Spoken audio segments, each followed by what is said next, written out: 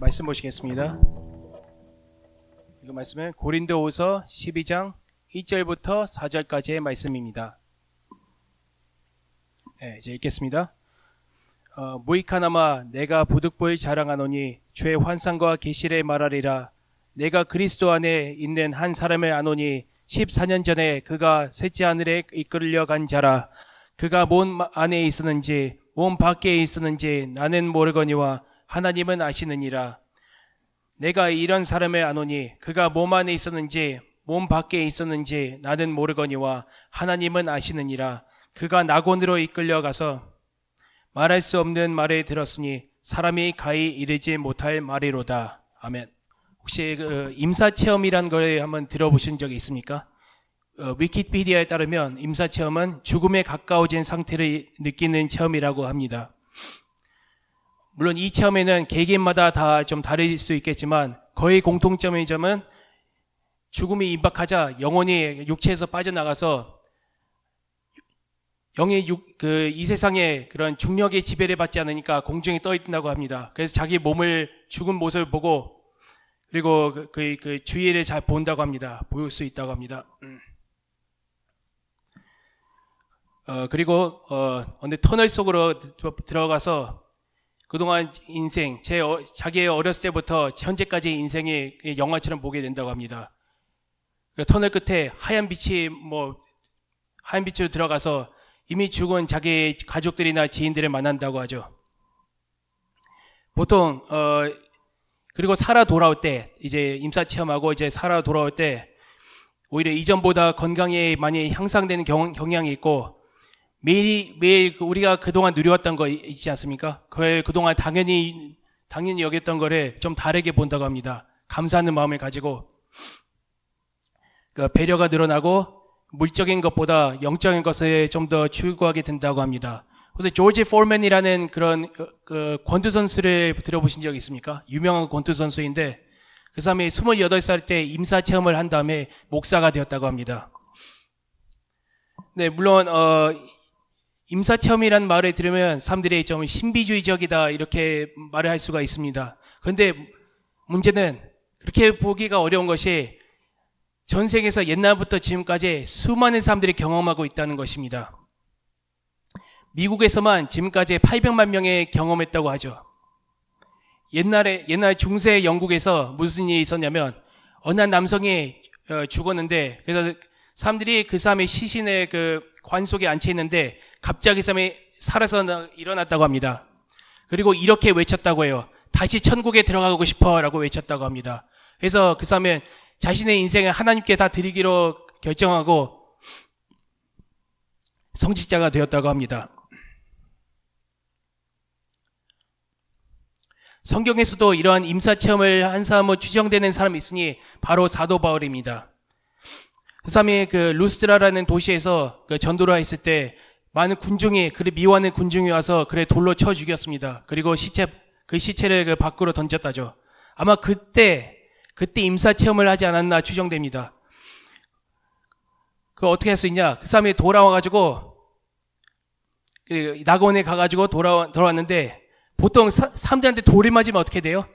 또 몸이 완전 만신창이가 되지 않습니까? 신기하게도 그 사람은 일어나가지고 성 안으로 다시 걸어 들어갔다는 것입니다. 들것에 실린 게 아니고 멀쩡하게 걸어 들어갔다는 것이죠. 임사 체험하고 많이 비슷하죠. 그건 기적이죠. 한 의학 연구에 따르면 이런 임사 체험이 의학 논문입니다. 의학 논문에 따르면 임사 체험이 크게 세 가지로 나눈다고 합니다. 첫 번째는 자연사, 보통 병 같은 걸로 죽었을 때. 둘째는 사고사, 자기가 죽을 의도가 없었는데 죽는 경우가 있지 않습니까? 예를 들면 교통사고나 사도바울처럼 돌에 맞아 죽거나 아니면 전쟁터에서 전사하거나, 네, 그걸 사고사라고 하고, 세 번째는 자살입니다. 이 세 가지 등으로 나누는데, 이 세 가지 임사 체험을 각각 한 사례씩 말씀드리겠습니다. 다 실화입니다. 첫째, 자연사. 미국에 어느 한 말기 암 환자가 있었는데, 시한 선고를 받고, 이제 자리에 누웠는데, 새벽에 그의 영이 몸에서 빠져나갔다고 해요. 그래서 둥둥 떠가지고 자기의 몸을 보는 도중에 역시 갑자기 이제 터널 속으로 빨려 들어갔다고 합니다. 그래서 그동안에 있었던 인생을 자기 영화처럼 보고 빛으로 들어가니까 뭐가 보이냐면 이미 돌아가신 자기 지인들이나 하고 가족들이 보였다고 합니다. 다들 자기를 보더니 반갑게 이렇게 손을 들며 인사하고 있더랍니다. 그 중에 한 분이 자신의 어머니였답니다. 그분들이 너무나 아름다운 곳에 있다고 합니다. 근데 이분들하고 자기 자신 사이에 강이 있는데 거기 다리 하나가 있었다고 합니다. 오랜만에 자기 어머니를 보니까 너무 반가워가지고 다리를 건너려고 하는 순간 어머니가 이렇게 말했다고 합니다. 아직 오지 마. 아직 너의 때가 아니야. 라면서 막았다고 합니다. 그 순간 그 사람이 다시 이제 자기 몸으로 들어가는데 그때는 응급실이었고 옆에 의료진들이 그를 살리려고 막 분주했다고 합니다. 그리고 그 사람은 이렇게 말을 했다죠.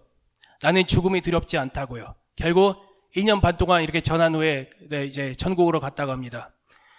두 번째 사고사. 스페인의 한 주부인데 안타깝게도 이 주부는 사도 바울이 경험한 것을 경험하지 못했습니다. 안타깝게도. 이 주부는 자신의 자식들을 학교에 내려주고 이제 운전하는 중에 갑자기 덤프트럭이 와가지고 중앙선을 넘어서 자기 차를 쳤다고 합니다. 그러면서 뼈가 으스러지는 듯한 아픔을 겪었고 2초 동안 겪었고 이제 의식을 잃었다고 합니다. 그리고 혼이 역시 빠져나가면서 자신의 시신하고 그리고 트럭에서 만취한 그런 트럭 운전사를 보았다고 합니다. 그리고 자기 몸으로 들어가려는데 안 들어가더라고 합니다. 자기 남편하고 이제 자식들을 보고 싶어가지고 들어가려는데 아예 안 들어가졌다고 하죠. 그런데 뒤에서 갑자기 자기를 부르는 소리가 났다고 합니다. 뒤를 돌아보니까 놀라지 마세요. 검은 수도사 복을 입은 어떤 한 무서운 존재가 자기한테 오라고 손짓을 하고 있더랍니다. 보통 저승사자 하면 한국에서는 보통 선비 갓을 쓰고 검은 두루마기를 입은 모습이라 하죠. 근데 서양에서는 그런 검은 수도사 복을 입은 아주 무서운 존재라고 합니다. 거기에 관해서는 왜 그런가의 추측에 대해서는 언제가 설교로 할 생각입니다. 아무튼 이 주부가 너무나 공포를 느껴가지고 어제 빠져나가라고 했는데 어떤 영에 눌려서 그런지 멀리 빠져나가지 못했다고 합니다. 도망을 못 가는 거예요. 그래서 자기를 제발 데려가지 말라고 막 화를 내면서 막 실랑이를 했다고 합니다. 그런데 갑자기 그 죽음의 사자가 멀리 가버렸고 자신의 갑자기 엄청난 고통을 느꼈답니다. 자기 몸으로 돌아온 것이죠. 망가진 몸으로. 그러면서 자기를 살리려는 의료진들이 막 기뻐서 환호성을 질렀다고 합니다. 셋째는 자살입니다. 일본의 한 사업가 얘기인데 그 사람이 어느 중소기업을 운영하고 있었는데 자기 회사가 부도가 났어요. 그래서 안 되겠다. 자살로서 책임을 지자 하면서 욕조에 누워가지고 동맥을 끊었다고 합니다. 그런데 갑자기 알 수 없는 무슨 이상한 어둠이 밀려왔다고 합니다. 역시 자기 몸에서 혼이 빠져나가고 자기 시신을 본 그 사람의 본능적으로 이렇게 외쳤다고 합니다. 이건 실수야. 큰 실수였어. 이렇게 자기도 모르게 이렇게 이불을 뱉었다고 합니다. 그리고 얼마 후에 화장실 조명이 갑자기 불꽃, 해골바가지, 그리고 박쥐로만 변했고, 쇠꼬챙이, 뭐 이런 기괴한 모습들을 변했고, 갑자기 지옥의 사자들이 나타났다고 합니다. 그리고 다짜고짜 꼬챙이로 자기를 막 찔렀다고 합니다.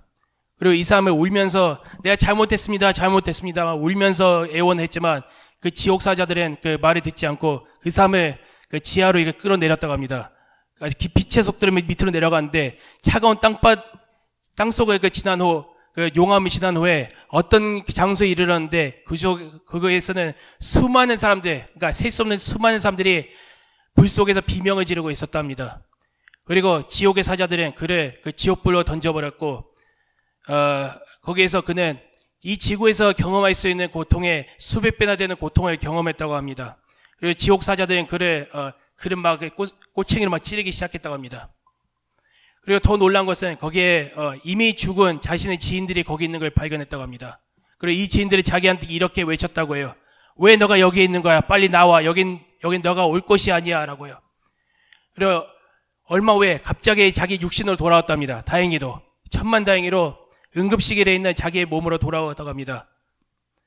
그리고 깨어난 그는 자신의 지인들하고 가족들한테 이렇게 말을 했다고 합니다. 자살이란 인간이 저지를 수 있는 최고의 실수다. 절대로 자살하지 말라라고요. 자, 여러분은 우리는 곧 결국은 다 죽습니다. 사람마다 죽는 것이 한 번씩 다 정해진 거라고 성경에 나와 있습니다.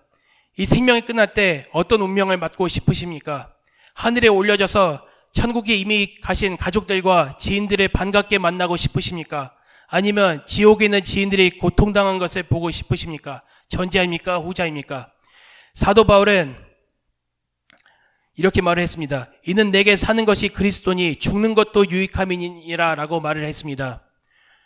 우리 모두 다 죽는 것이 유익함이 되기를 축원합니다. 죽음이 두려움하고 고통하고 슬픔이 아니라 기쁨과 환희로 변하기를 기도합니다.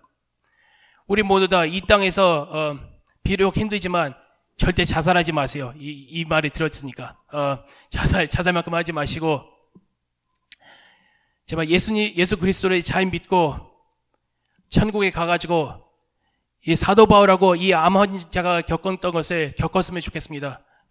누렸으면 좋겠습니다. 기도하겠습니다. 하나님, 인생을 짧고 우리는 이제 이 땅에서 사는 날이 많지는 않습니다.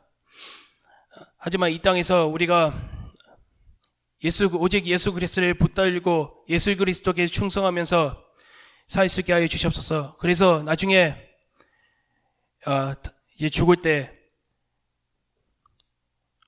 사도 바울처럼 영광을 누릴 수 있게 하여 주시옵소서. 죽음이 슬픔이 아니라 기쁨이 될 수 있게 하여 주시옵소서. 예수님의 이름으로 기도하고 남나이다. 아멘.